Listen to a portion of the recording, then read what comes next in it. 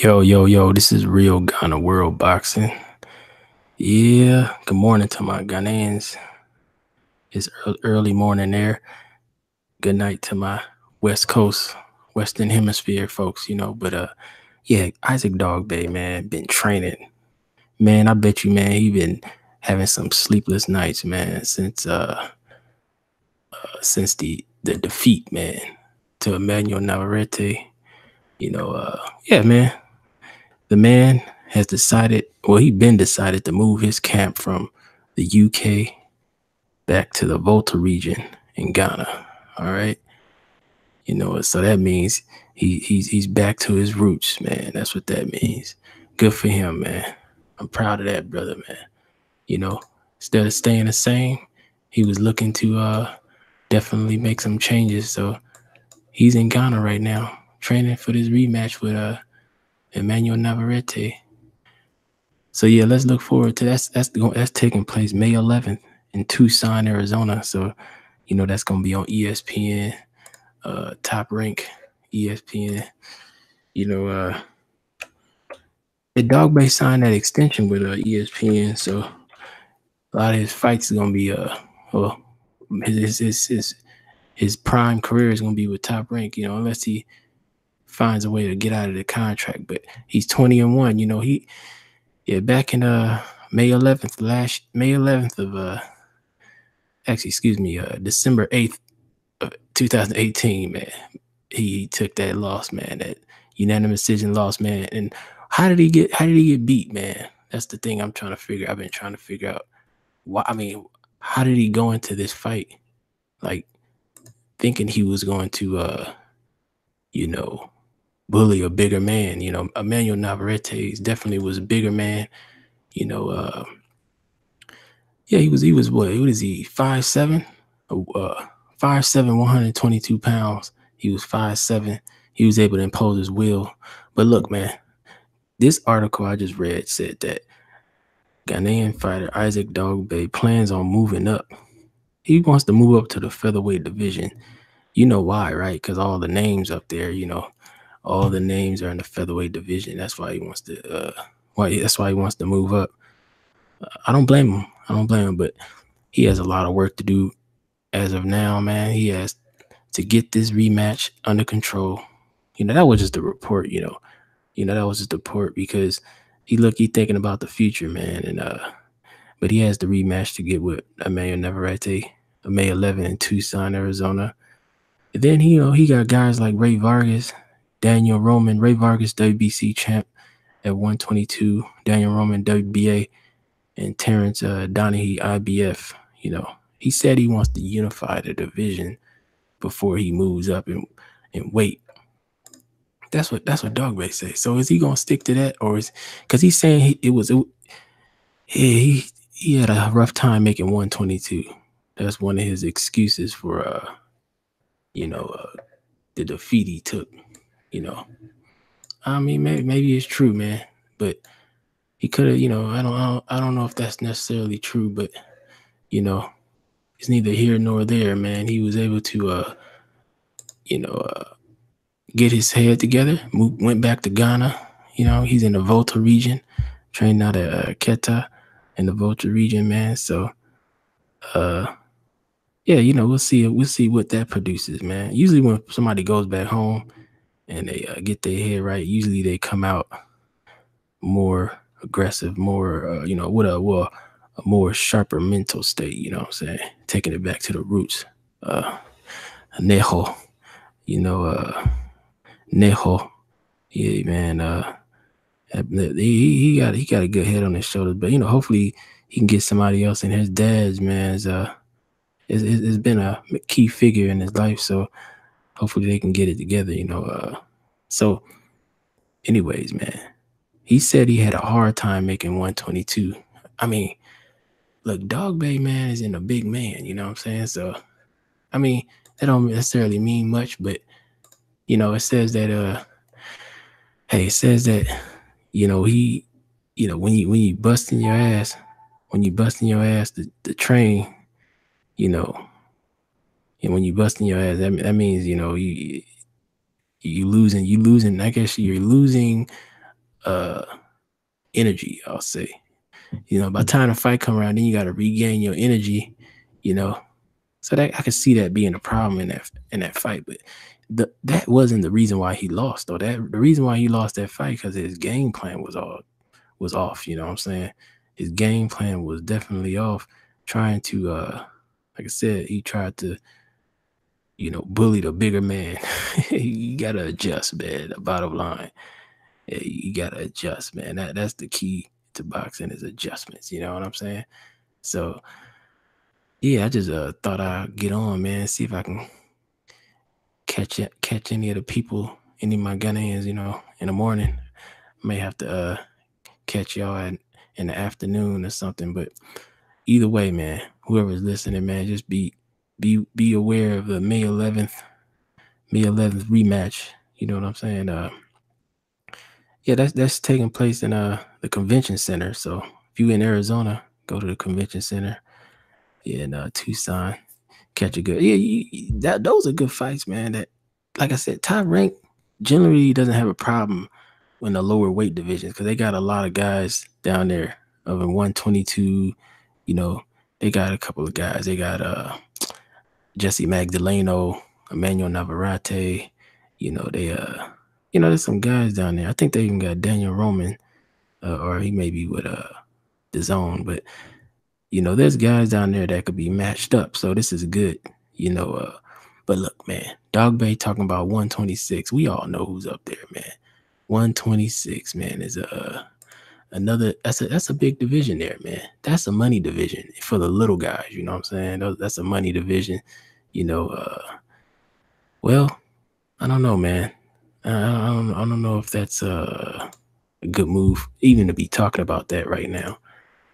I don't think that's a good, because, hey, Dogboe, man. Let's see, man. I mean, those guys like Frampton and Abnamar. Adamar, I can see him in a fight. These guys are kind of old, man. They not looking to like guys like Santa Cruz, man, and 126, man. He's hell bent on fighting certain people, man. He got a kind of like a schedule. He don't fight everybody, man. We still waiting on Santa Cruz to fight Gary Russell Jr.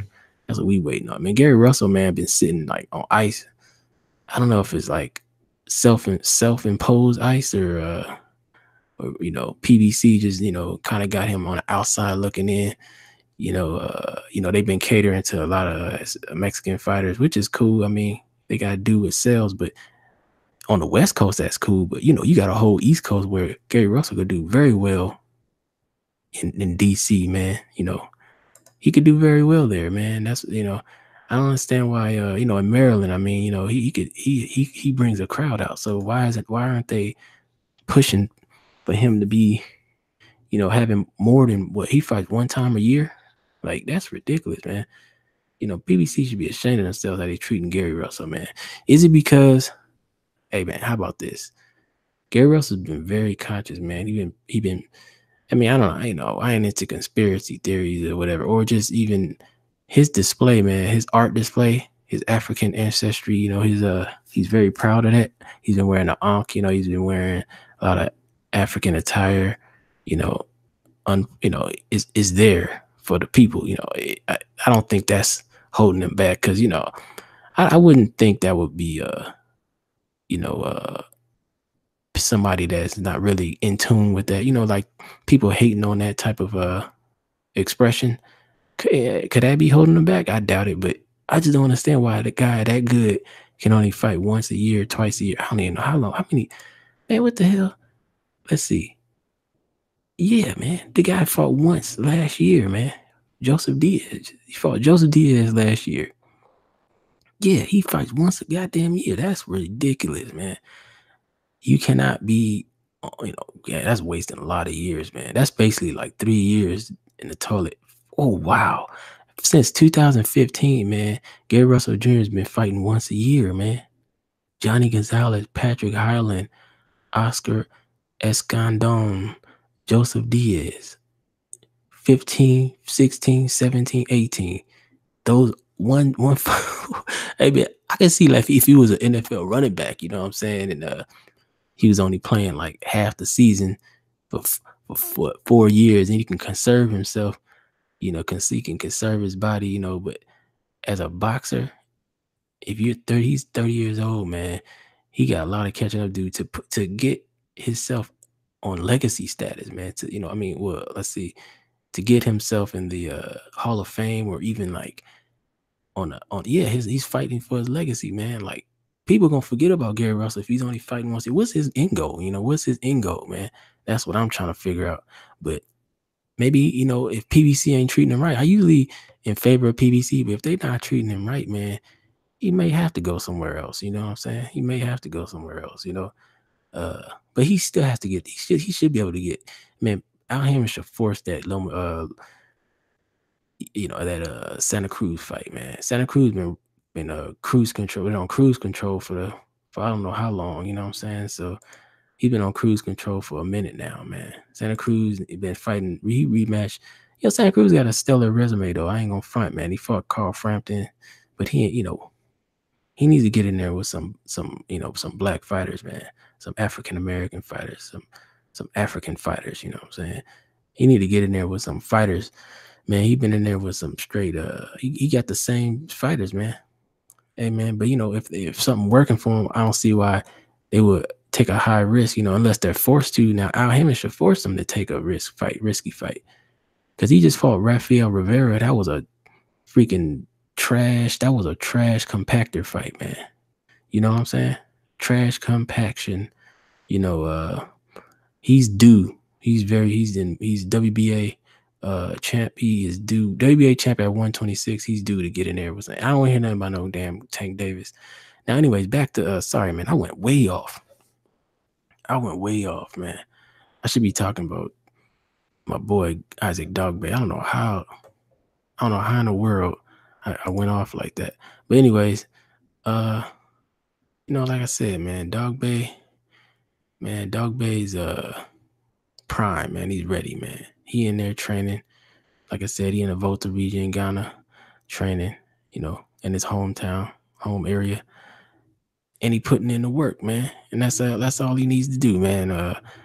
You only can do what got you there. So, like I said, man, hopefully you get an interview with him, man.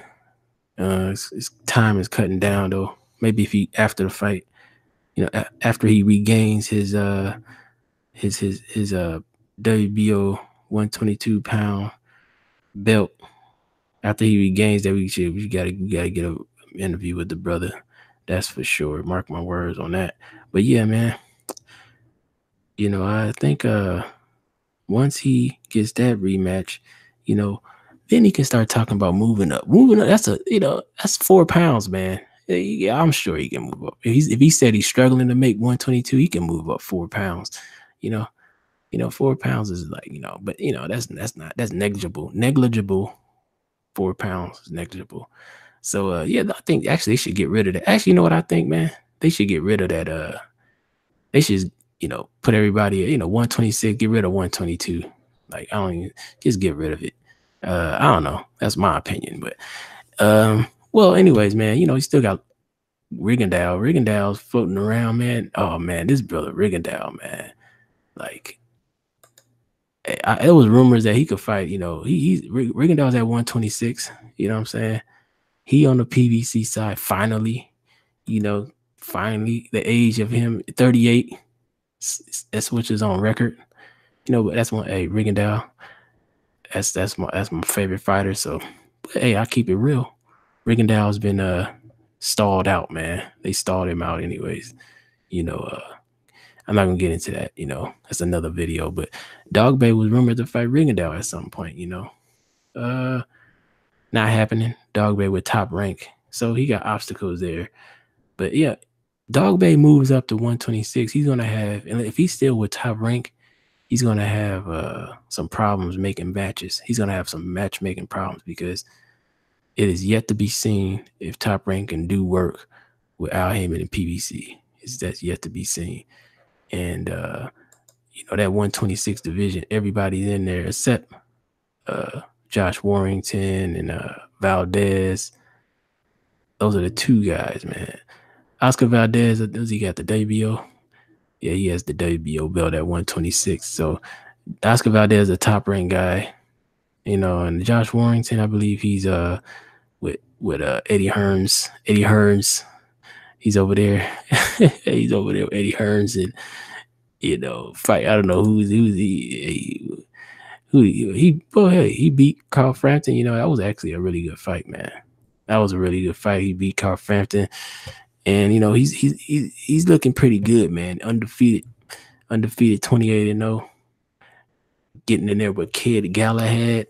He in June 15th, Kid Galahad, man, that's gonna be a pretty good fight. Kid Galahad, man, I watched this fight, man. He's pretty sharp, man.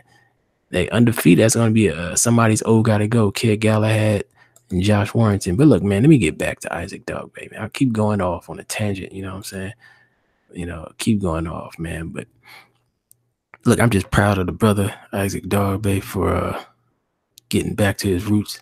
Like I said, man, he has to go into this rematch boxing Navarrete. You know, he's kind of stiff. You know what I'm saying? Like he's kind of stiff, but he's gonna have to use his quickness and just gonna have to get in and get out. You can't stand there and take shots, man. He was getting lit up, man. His face was swollen, man. After that, man. I know he remembers that pain, man, of defeat, man. So yeah, I think, man, he has to definitely get in there and have another game plan. Hopefully, they come up with a game plan out there and get him straight. You know what I mean? So yeah, we'll see, man. But I never forget, man, that brother, man, after that interview, man, he looked terrible, man. Every part of his face was swollen, man. Issac Dogboe, every part of his face, man. There's no way you should be getting punished like that, man. Absolutely no way, man. I mean, I'm surprised they even let the fight continue, man. There's no way, man, you can get punished like that in boxing, man. At 24 years old. I mean, how many, you know, his skin tissue, is I mean, what does that say about his skin tissue? His you know, I don't know, man. What was that going? What kind of damage, did he have to recover from, man? Man, I mean, I've never seen somebody get, man. Anyways, man, I was just very sad and disappointed, man, that happened, man, to that young 24-year-old guy, man. I mean, you never see most young champions, like young 24 champions. I mean, the people get knocked out, but you rarely ever see a young king, young general get his face jacked up like that, man. Like, what's behind that, man? Like, does Dogboe need a new trainer to come in there and totally give him a new game plan on how to deal with, you know, adversity? Like, you know what I'm saying? Like, you come in there, man. You should not be, taking that kind of damage, man. That's going to take a toll on his career, So I'm just kind of concerned about that, man. But yeah. Anyways, man, I think we have a fight on our hands, though. Like I said, oops, sorry about that. Yeah, we have a fight on our hands. Hey, we'll see what happens when Dogboe and Navarrete, man, meet up in next month. It's a little over a month away. Man. So yeah, man, I'm just excited, man. Hope you know what? When is that? May? Oh man, that's close to shit. Hey, that's close to Canelo Daniel Jacobs, man. Damn. Gotta make it. Boy, that's a hell of a decision. Well, let's see. Damn, Jake. Damn, dude. What the hell is going on here? Yeah, let's see. Trying to see when, because that's Cinco de Mayo weekend, right? Let's see. Cinco de Mayo weekend. Hey man, I could definitely go to this Dogboe Navarrete rematch, man. That's definitely in the cards, man. Gotta see him reclaim the title. Definitely will be a big thing, So yeah, see, May 4th, May 4th. Let's see how close, May 4th. It's the following weekend. That's a nice little decision to make there, but Yeah, Daniel Jacobs, Canelo, of course, we know how mega that fight's mega, you know, but Dogboe, who's on that undercard actually? Let's get that information flowing because I need to see who's on that undercard of Dogboe Navarrete, man. That's what I need to see. Because look, if you know, let's see, I want to look at this, man, because I'm really gonna debate if I'm gonna go to this fight. You know, oh yeah, Burchelt, man, Miguel Burchelt versus Francisco Vargas. Now that's a good fight there, huh? Yeah, Miguel Burchelt, man. Wow, WBC champ, man, huh? Hey man, look, man, he's the 135. I mean, excuse me, 130 WBC champ. Man, dude, you know that. See, I tell you, man, Top Rank, man, they got those young guys, man. I mean, those smaller guys, man. They can make fights, man. I swear, dude. Francisco Vargas is actually pretty good too. So, 25-1, man. Yeah, well, that's a good card, man. Damn, dude. Wow, that's something to think about, man. Because you got Daniel Jacobs. Oh, man. Daniel Jacobs and Canelo alone is like worth 2 fights right there. So I gotta look at it like that. Am I well, anyways, I probably end up going to both of them, to be honest with you, man. But anyways, man, I don't know, man. That was just something I wanted to get out, man, about Dogboe, man. He relocated to Ghana for training. You know, he's supposed to be based out of the UK, but he relocated to Ghana, man. So that is a great sign, man. I'm just happy, man, that it's gonna bring the best out of the brother, man. It's gonna bring the best. And let's just I'm gonna keep track of Dogboe's progress, man. And you know, we'll see what he does in a rematch. This real Ghana World Boxing.